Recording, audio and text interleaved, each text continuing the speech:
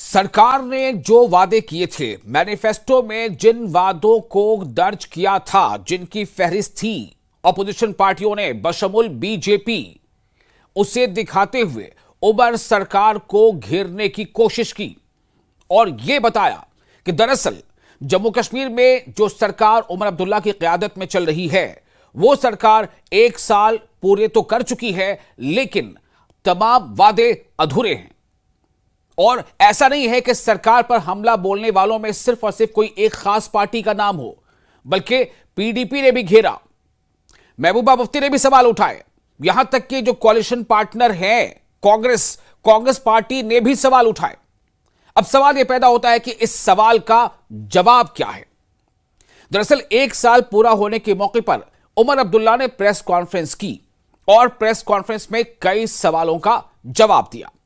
सवाल कितने तीखे हैं और सवालों में किस तरह से उमर अब्दुल्ला की सरकार घिरती नजर आ रही है, और उमर अब्दुल्ला सरकार ने यानी उमर अब्दुल्ला वजीर आला ने जवाब के तौर पर कौन सा ढाल सामने लाया है, इस पर करेंगे चर्चा। आप बने रहे हमारे साथ। आप देख रहे हैं JKLH प्राइम डिबेट। मैं हूं आपका मेजबान विशाल।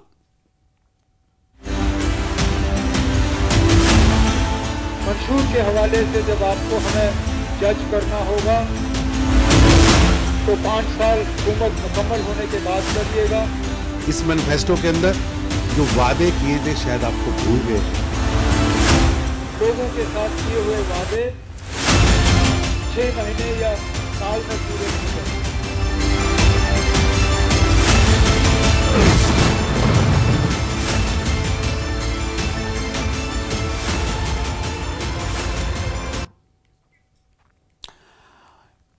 फिर से एक बार आपको इस्तकबाल करते हैं, और सबसे बड़ी बात यह है कि आज जब 1 साल मुकम्मल हो चुके हैं अब्दुल्ला सरकार को, तो इससे पहले काफी दिनों से विपक्ष हमलावर है और बार बार आईना दिखा रहा है कि आपने वादे क्या किए थे।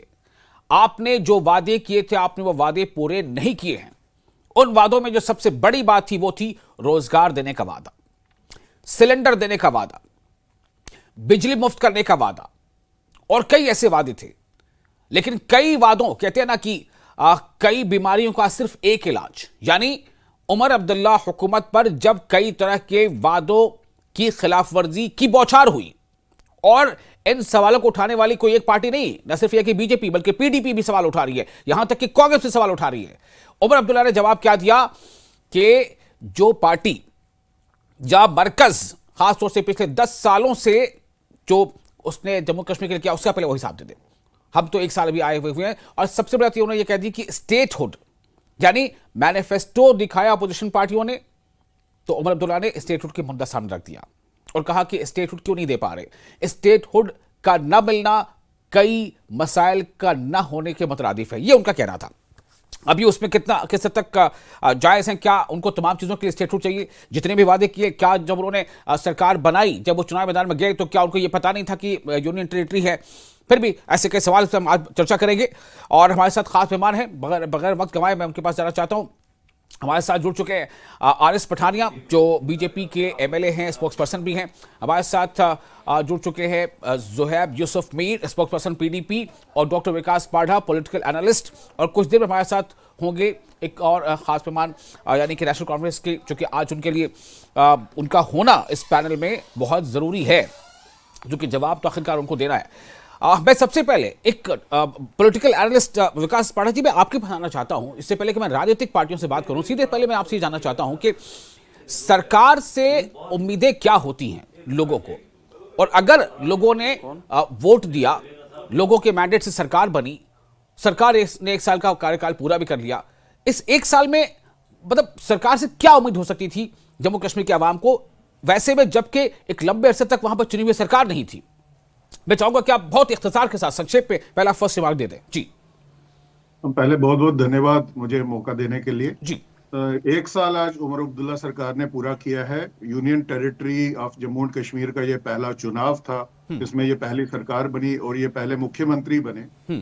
और इस 1 साल में जो इनकी परफॉर्मेंस रही है, देखिए ये इलेक्ट हुए थे एक मैनिफेस्टो के तहत। जब लोगों ने इन पे विश्वास प्रकट किया, इनके मैनिफेस्टो में जो जो प्रॉमिसेस किए गए, 12 गारंटियां दी गई कि ये पूरी की जाएंगी, उन 12 में से कितनी गारंटियां पूरी हुई हैं ये हम सबको पता है। और ये मैं अगर कहूँ 1 साल में ये सरकार ज्यादा थिएट्रिक्स में इन्होंने कंसंट्रेट किया rather than delivering it's promises. और ये जो स्टेटहुड की इन्होंने रट लगा के रखी है, मेरा एक ही सवाल है कि पुडुचेरी भी एक यूनियन टेरिटरी है, तो क्या वहां पे सरकार काम नहीं कर रही? यदि स्टेटहुड के बिना काम नहीं किया जा सकता तो पुडुचेरी में भी जो काम है वो ठप हो जाना चाहिए। तो मुझे लगता है कि ये जो इंटेंशन है हमारी सरकार की वो ज्यादा कन्फ्रंटेशन की तरफ फोकस्ड रही है rather than solving the matters. Youths की समस्याएं थी अनएम्प्लॉयमेंट की अनएड्रेस्ड, सिलेंडर दिए जाने थे फ्री, बिजली दिए जानी थी फ्री, वो बिल्कुल नहीं हुई पूरी। और ये भी मैं साथ में ऐड करूंगा कि ये एक मुश्किल वक्त जरूर था हमारी यूनियन टेरिटरी के लिए। पहले पहलगाम हुआ, सिंदूर ऑपरेशन सिंदूर हुआ, उसके बाद यहाँ पे बाढ़ आई, तो चैलेंजेस भी थे, लेकिन एक इंटेंशन की बात होती है। जो इन्होंने प्रोमिसेस किए, दे प्रॉमिस्ड सन एंड मून, ठीक है, ओके। विकास जी, मैं फर्स्ट बार का ले चुका हूं, मैं फिर आपके पास वापस लौटता हूं और अब मैं रुक करूंगा। हमारे साथ मौजूद है पीडीपी से ज़ुहैब यूसुफ मीर, पीडीपी से। ज़ुहैब, आपके बताना चाहता हूं, सरकार के कितने हाथ बंधे हैं या नहीं बंधे हैं ये एक अलग सवाल है, लेकिन इस बात से इनकार बिल्कुल नहीं है कि बहुत कम ऐसी चीजें हैं जो उनके अख्तियार में नहीं है और बहुत ज्यादा ऐसी चीजें जो उनके अख्तियार में हैं। और उससे बड़ी बात ये कि जब चुनाव मैदान में तमाम पार्टियां कूदी थी तो सबको ये पता था कि ये यूनियन टेरिटरी के लिए हम चुनाव लड़ने जा रहे हैं, न कि रियासत के लिए। Zuhaib, how do your party rate this 1 year? देखिए, this is a saga of disappointment, this is capitulation, pity and complete surrender of Omar Abdullah सरकार in front of the BJP. मैं आपको इसके पूरे एग्जांपल्स देता हूं। जैसे इलेक्शन हो रहा था तो उन्होंने सबसे एक, मैं ये अपनी बात नहीं कर रहा हूं, कोट कर रहा हूं, लेकिन ये फर्स्ट राउंड है, इसमें आप 1 मिनट के आसपास ही बोलेंगे। जी बोलिए, फिर मैं सेकंड राउंड में आऊंगा। हाँ, बस मैं 1 मिनट में सारा खत्म करूंगा। स्टार्टिंग नाउ, मैं एक मिनट में मैं खत्म करता हूं। बिल्कुल, हाँ। उन्होंने ये बात कही कि ये मीटर शीटर में सारे खत्म कर दूंगा, ये स्टार्ट मीटर मुझे सरकार में आना दो। आज look at the audacity of the person. वो ये कह रहे हैं कि आप प्रीपेड फोन तो चलाते हो, मेरे घर वाले प्रीपेड मीटर देते हैं, आपको भी देना चाहिए। लेकिन अनएम्प्लॉयमेंट की सिचुएशन के बारे में बात नहीं करेंगे, कितनी गरीबी आ चुकी है, मईशियत हमारी जो है वो कितनी खराब हो चुकी है हमारी, वो उसके बारे में बात नहीं करेंगे। दूसरी चीज, स्टेटहुड तो मेरी जेब में है, स्टेटहुड तो हमें मिलेगा ही मिलेगा, बात हमें 370-35 की करनी है। These are his words. अब मैं आपको बताता हूं, जब कोई गवर्नमेंट पावर में आती है वो 2 मैंडेट लेके पावर में आती है कि एक चीज, नंबर 1 वो डेवलपमेंट एस्पेक्ट्स के बारे में बात करेंगे, और दूसरी चीज वो बात करेंगे गवर्नेंस की। गवर्नेंस डेवलपमेंट के एस्पेक्ट्स में आती है कुछ बातें, जैसे इंफ्रास्ट्रक्चर डेवलपमेंट है, या बिजली, पानी, सड़क, ये सारी चीजें, या कैजुअल लेबर्स को हमें परमानेंट करना है, ऑल ऑफ दोज थिंग्स। और उसके साथ साथ जो गवर्नेंस वाला एस्पेक्ट है, जैसे ये वाला जो एस्पेक्ट है जिसके बारे में मैं बात कर रहा था, डेवलपमेंट वाला एस्पेक्ट, उसमें तो ये कंप्लीटली विफल हो ही चुके हैं। लेकिन जो गवर्नेंस वाला एस्पेक्ट है, जहां पे आपको पीएसएस की बात करनी थी, हुकूकों की बात करनी थी, बाइसरन इंसिडेंट हुआ, इतने सारे लोगों को पीएसएस में बंद कर दिया गया, कोई बात नहीं हुई। अच्छा, उसके बाद आपने यहां पे घरों में आईडी ब्लास्ट करवाए गए साउथ कश्मीर में, आपने कोई बात नहीं की। टेररिस्ट के लिंक लगा के आपने बहुत सारे लोगों को, सुनिए पूरी बात, बहुत सारे लोगों को नौकरियों से निकाल दिया, आपने कोई बात नहीं की। तो गवर्नेंस स्ट्रक्चर में जब आप देखेंगे गवर्नेंस, हमें पता है कि बहुत सारी चीजें लॉ एंड ऑर्डर के हिसाब से भी आपके हाथ में नहीं थे, लेकिन कम से कम आपको आवाज तो उठानी चाहिए थी। हमें आवाज तो उठानी चाहिए थी। यहां पर आप कह रहे हैं पीडीपी का मानना है कि आप आवाज उठाने आवाज की आरएस पठानिया हमारे साथ मौजूद है, बीजेपी के एमएलए है, स्पोक्सपर्सन है। पठानिया साहब, मैं फर्स्ट राउंड में चाहता हूं कि आप भी 1 मिनट के आसपास अपना फर्स्ट रिमार्क दे दे कि बीजेपी कैसे रेट करती है। हालांकि बहुत सारी सुबह से हम खबरें चला रहे हैं, हमने बयान भी चलाए हैं कई लोगों के, पर फिर भी मैं चाहता हूं कि इस डिबेट पर भी आप क्या कहेंगे इस बारे में। जी, पिछले 70 साल का आप नेशनल कॉन्फ्रेंस का रिकॉर्ड देखें, राइट फ्रॉम 1947 टिल टुडे, सिवाय झूठ बोलना सब्ज बाग दिखाना, बोलना बड़ा कुछ लेकिन करना कुछ नहीं, वो नेशनल कॉन्फ्रेंस का ट्रैक रिकॉर्ड है। अभी हमारे मित्र बात कर रहे थे, मैं उसी को सप्लीमेंट करूंगा कि जितनी भी गारंटीज अपने घोषणा पत्र में, अपनी मैनिफेस्टो में, अपने मंशूर में जो उन्होंने जाहिर की, एक भी गारंटी पूरा करने में नेशनल कॉन्फ्रेंस नाकाम रही है। और आश्वस्त रहे पूरे, ये सरकार कितना देर चलती है कितनी देर नहीं, लेकिन ये सरकार 5 साल दो क्या 50 साल भी नहीं, ये कभी नहीं कर सकते। तीसरा, आज की जो प्रेस कॉन्फ्रेंस थी वही जो नेशनल कॉन्फ्रेंस का ट्रैक रिकॉर्ड है 70 वर्ष का, या आपने गारंटियां नहीं पूरी करनी, उसी को रिपीट किया है।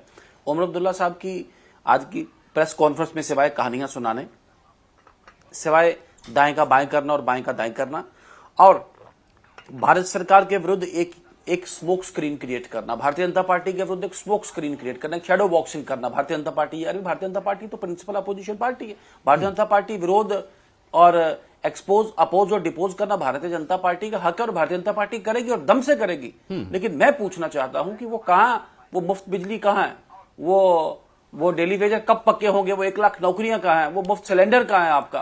आपने कहा पीएसए वापस करेंगे, कहां, कब होगा पीएसए वापस? आपने जो आपका डोमेन नहीं, जो आपका हदूद नहीं, जो आपका दायरा अख्तियार नहीं, आपने कहा आप धारा 370 को वापस लाएंगे। Where is it?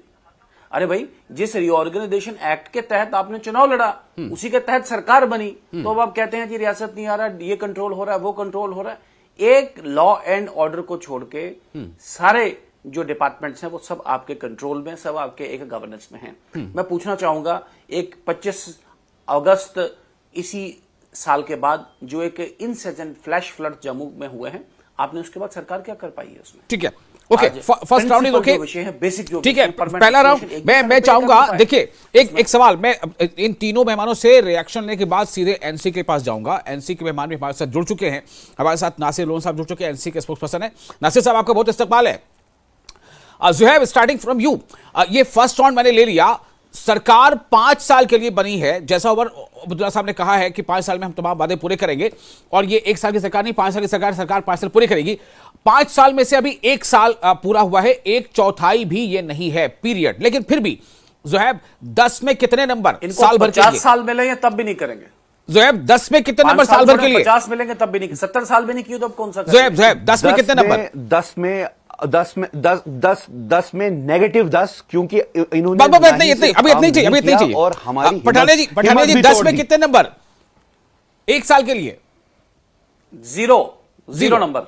चलिए, यानी कि आप पीडीपी से थोड़ा ज्यादा नंबर दे रहे हैं, वो नेगेटिव में जा रहे हैं, आप 0 पे हैं। ओके, विकास पाठक जी, 10 में कितने नंबर 1 साल के लिए? सरकार 5 साल के लिए, मैनिफेस्टो में वादे 5 साल के लिए हैं। इन्होंने 2-3 अच्छे स्टेप्स किए जो लिए हैं, जैसे मैरिज की असिस्टेंस बढ़ाई और बिलो पॉवर्टी लाइन लोगों के लिए कुछ काम किए, तो मैं 10 में से 2 नंबर जरूर दूं। चलिए ठीक है, 1 साल के लिए 10 में 2 नंबर आप दे रहे हैं। अब मैं आता हूं नासिर लोन के पास। नासिर लोन, बड़ा जबरदस्त हमला हो रहा है, घिर गए हैं आप। बीजेपी ही आप पर हमले नहीं कर रही है, पीडीपी ही आप पर हमले नहीं कर रही है। पीडीपी के ज़ुहैब साहब तो आपको नेगेटिव में नंबर दे रहे हैं, बीजेपी ने तो फिर भी 0 दिया आपको, नेगेटिव में नहीं गए वो। लेकिन सवाल यह है एनसी नासिर लोन साहब, आखिर इसका जवाब कैसे देंगे आप?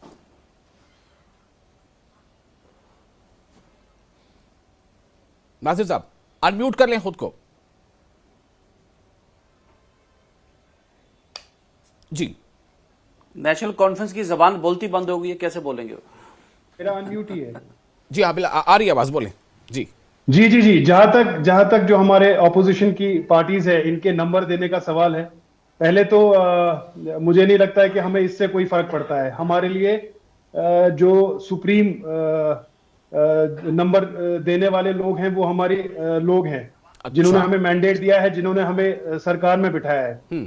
और जहां तक आप बात कर रहे हैं परफॉर्मेंस की इस गवर्नमेंट की पिछले 1 साल की, देखिए सबसे पहले तो जब आप देखते हैं, पहले तो आप जम्मू कश्मीर को दिल्ली के साथ या पौंडीचेरी के यूटीज जो हैं उनके साथ कंपेयर नहीं कर सकते, क्योंकि एक बहुत बड़ा डिफरेंस जो इन दोनों में है वो ये है कि दिल्ली भी हमेशा से यूटी थी, पौंडीचेरी भी हमेशा से यूटी थी। जो वहां का सेटअप था, वो जो निजाम था, वो कई सालों से बना हुआ था, चल रहा था। जहां तक जम्मू कश्मीर की बात है, यहाँ 2019 तक एक जो है हमारी रियासत का दर्जा था, और यहाँ का जो ब्यूरोक्रेटिक सेटअप था, जो गवर्नमेंट की फंक्शनिंग थी, वो एक स्टेट की तरह होती थी। तो ये जो 5 साल से निजाम बना यहाँ, और बिलखसूस अगर मैं 1 साल की बात करूं, तो पहली बार एक लोगों की चुनी हुई सरकार इस यूटी सेटअप में आई जी। और अभी तक 1 साल हो चुका है और अभी तक जो एक बेसिक फ्रेमवर्क सेट करता, जिसे हम बिजनेस ट्रांजैक्शन रूल्स कहते हैं, वो अभी तक एलजी साहब ने अप्रूव नहीं किए हैं।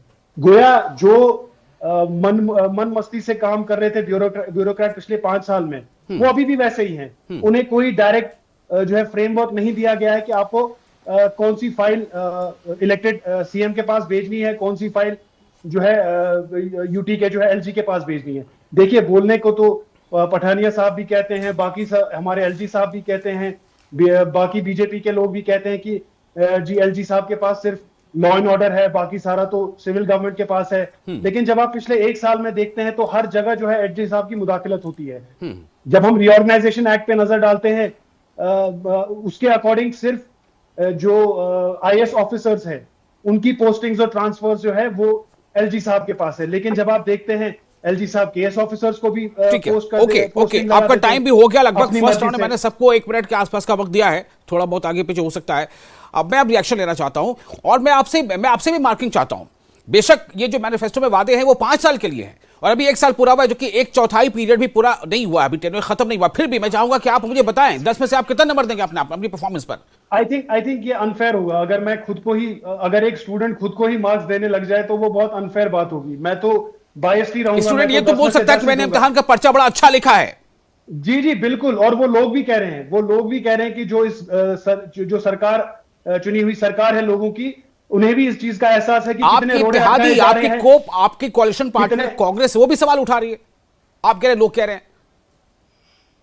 बिल्कुल, कांग्रेस उस पर सवाल नहीं उठा रही है। कांग्रेस सवाल उठा रही है जो है राज्यसभा सीट पे है, जो उस पे भी अगर आप डिस्कशन करना चाहते हैं, मैं उस पे भी वजाहत से बात करना चाहूंगा। लोगों की जो एक्सपेक्टेशंस थी इस दायरे इख्तियार में, जो दायरा इख्तियार अभी फिलहाल गवर्नमेंट्स को है, लेकिन वो तो हमें तो वो भी नहीं दिया जा रहा है। मैं तो वही आपको कह रहा हूं कि हमारी सरकार को एज ए यूटी भी फंक्शन नहीं करने दिया जा रहा है। ठीक है, ओके, ये आपका अब मैं क्रॉस क्वेश्चन पे आता हूं। ज़ुहैब, आप कुछ कहना चाह रहे थे? जी बिल्कुल, आप बोलिए। मैं कुछ बोलना चाहता हूं। एनीबॉडी कैन ऐड, बस मुझे बस इशारा करें। हाँ बोलिए ज़ुहैब।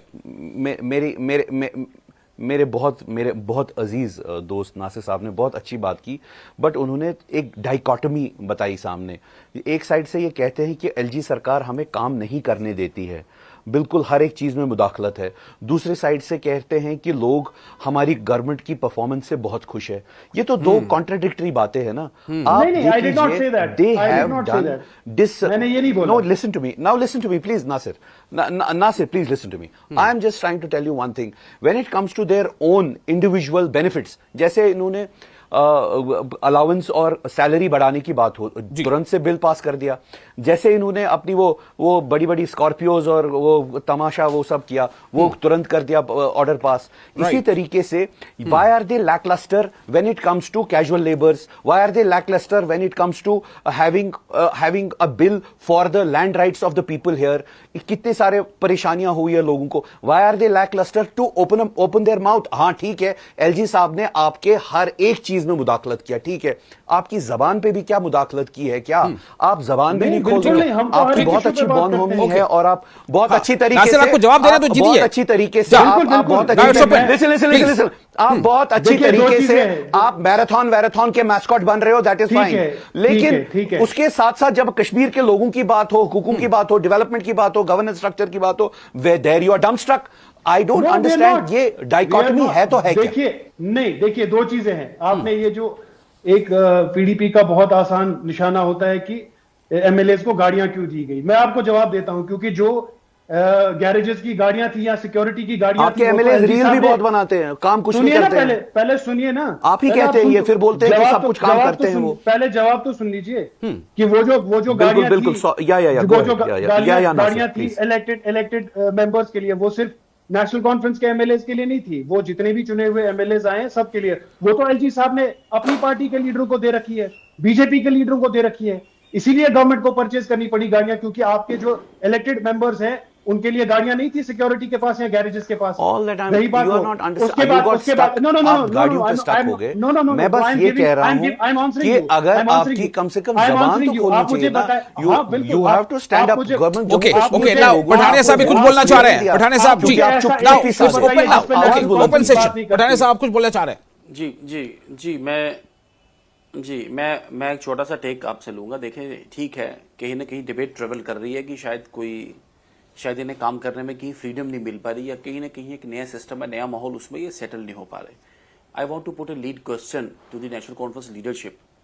ये चुनाव जम्मू कश्मीर रीऑर्गेनाइजेशन एक्ट के तहत किया गया था। ये एक्ट अपने आप में एक डॉक्यूमेंट है जिसे पार्लियामेंट का सैंक्शन प्राप्त है, जो पार्लियामेंट के दोनों हाउसेज ने एक अप्रूव किया है, पारित किया है।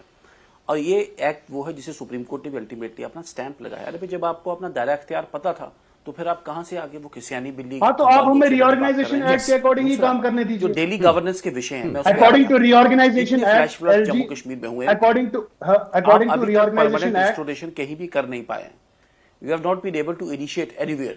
मैं नहीं, व्हाई नॉट? आप कैसे कह रहे हैं? आप देखिए, चाहे वो एडवोकेट जनरल जम्मू कश्मीर में, चाहे जिस जिला से मैं वो विधायक हूं, जिला में प्रिंसिपल मेडिकल कॉलेज की पोस्ट खाली है। चाहे वो हाँ, वो दूसरी बात है, 3 महीने पहले आपने किसी को टेम्पररी चार्ज दिया, आप परमानेंट कर नहीं पाए हैं। आप डेली वेजेस को पक्का कर नहीं पाए, उसके लिए कौन सी दिल्ली ने आपको रोका? डेली वेजेस का इशू आज का इशू नहीं है। डेली वेजेस का इशू पिछले 20 साल का इशू है। आपकी तो गवर्नमेंट थी, पीडीपी और बीजेपी की। आपने क्या किया? तो आप ठीक कर दीजिए। जो आपने क्या किया? डेली आप वेजेस ठीक कर दीजिए। आप उसमें वांट कर रहे हैं। एटलीस्ट ठीक कर दीजिए पिछले डेली एक साल वेजेस से का। भारत सरकार के सिर पे ये गवर्नमेंट आई है टू बेल दी कैट, वो एक उन पे सर पे मरने वाली बात कर रहे हैं आप इसमें। और ये कभी एलजी साहब के साथ शैडो बॉक्सिंग करते हैं, कभी भारतीय जनता नहीं, शैडो बॉक्सिंग की बात नहीं है। आपने पठानिया साहब आपने बात की रीऑर्गेनाइजेशन एक्ट की। According to reorganisation act, honourable LG वैचारिक व्यवहारिक विषयों पे हम तो खुल के आपके विरुद्ध बात करेंगे, आपको एक्सपोज करेंगे। आप जवाब तो सुनिए मेरा। आपकी डब्ल्यूसीटी को, आपकी आप जवाब तो सुनिए मेरा। एक्सपोज करेंगे। पठानिया साहब कह रहे हैं रीऑर्गेनाइजेशन एक्ट की बात कर रहे हैं। अगर आप मक्खन और मलाई वाली बातें लोगों को सुना के, लोगों के वोट टोपी दिखा के आपने लोगों को वोट तो ले लिए, लेकिन आप लोगों के एक्सपेक्टेशन जवाब ले लेते हैं। Yes Nasir, your answer. Pathania क्या आप कैजुअल लेबर बिल, क्या लैंड बिल, ये सारी बिल्स को आप पास करेंगे इस सेशन में, असेंबली के सेशन में? आपने क्वेश्चन सुन लिया जी। मैंडेट दिया आपको जी नासिर। देखिए, आपको मैंडेट बहानेबाजी के लिए पठानिया साहब बात क्या कर रहे हैं आप बिल्स पास करेंगे लेजिस्लेटिव असेंबली में इस और बार? बड़ी Let ये me तो हद हो answer. गई। You want support for Rajya Sabha? आप तो जवाब ही नहीं सुनना चाह रहे। एक मोमेंट, एक आपने तो जवाब ही नहीं सुनना चाह रहे। या प्लीज गो अहेड नासिर। और सरकार आंसरेबल है लोगों के लिए। पठानिया कौन साहब सा बात project कर रहे हैं आपने रीऑर्गेनाइजेशन एक्ट की। ठीक है, अच्छा, लेकिन एक सवाल है, एक सवाल है। एक मिनट मेरे पास टाइम कम रह गया है। 5 साल तो देखिए, सरकार अभी चलने वाली अभी नहीं। ज़ुहैब ये सरकार आपसे मैंने किसी पूछा आज था भी कि नहीं, आप कल 10 भी में नहीं, कितना लिख नंबर के देंगे, लेना आपने मुझसे। कहा नेगेटिव। मैंने पठानिया से पूछा, उन्होंने कहा कि 0, Can I लेकिन answer? Vikas Can I Pathak ji से answer पूछा their मैं 2 question? नंबर दूंगा।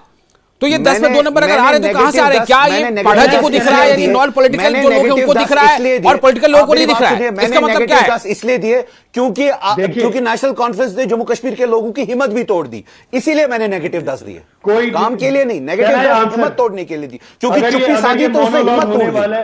अगर ये मोनोलॉग होने वाला है तो फिर आप बोल दीजिए, मैं चुपचाप बैठ जाता हूं अपना माइक म्यूट करके। अगर ये जवाब सुनना चाहते हैं तो मेरी बात भी सुन लें।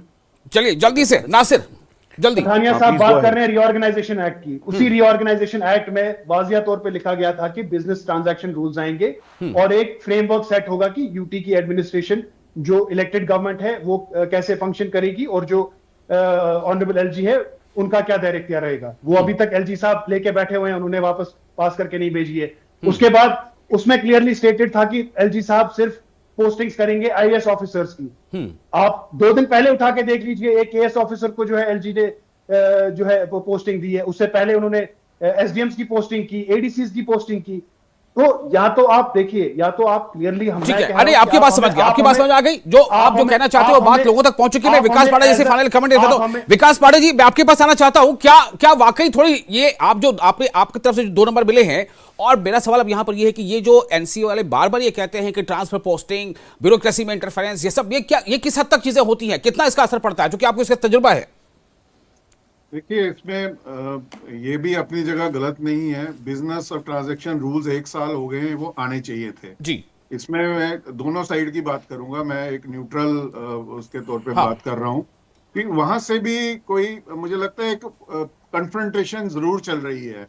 ये 2 पावर सेंटर्स हैं, सबको पता है। जब उमर अब्दुल्ला जी ने इलेक्शन लड़ी, उनको भी पता था कि वो एक चीफ मिनिस्टर और साथ में एलजी के साथ पावर शेयर करनी पड़ेगी जी। इन सर्कमस्टांसेस में आपको एक समन्वय बनाने की जरूरत है, एक कॉपरेशन के एनवायरनमेंट की जरूरत है, ना कि कन्फ्रंटेशन की।